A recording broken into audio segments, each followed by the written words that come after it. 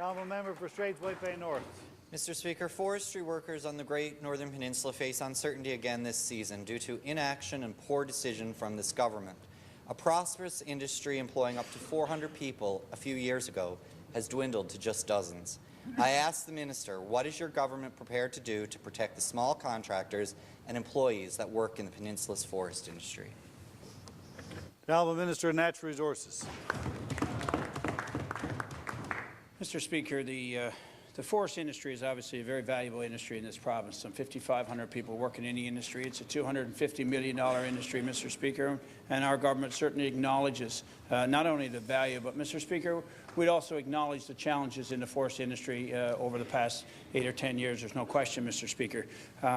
Particularly on the Northern Peninsula, Mr. Speaker, our government has committed $10 million to an industry on the Northern Peninsula, Mr. Speaker, and I can assure you any players in the industry would certainly welcome that type of investment. Has met with some challenges, Mr. Speaker, but we have progressively been working with a company, Mr. Speaker, that has a keen interest on the Northern Peninsula, and certainly I believe if we're able to bring that to a successful conclusion will benefit the entire region.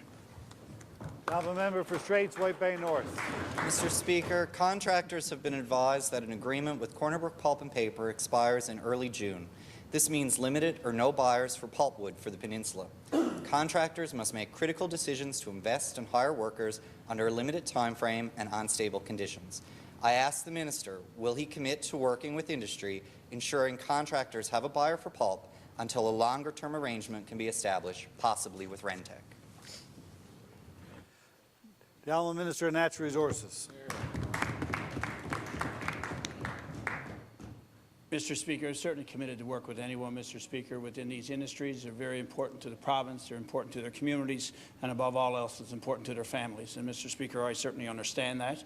And what we have to recognize as well, the challenges within the industry, particularly in terms of the exchange of fibre that's fundamental to the success of the forest industry, Mr. Speaker. And Cornerbrook Pulp and Paper is a key player. We've made a significant investment on behalf of the people of the province, and particularly those engaged in the forest industry, to help protect the long-term sustainability of the forest industry, Mr. Speaker. So the answer is quite simply yes. I'll continue to work with them. We recognize Cornerbrook Pulp and Paper is only one answer. We're very actively engaged with Rentec to provide another answer, Mr. Speaker. And again, the goal is to improve the long-term sustainability of the forest industry.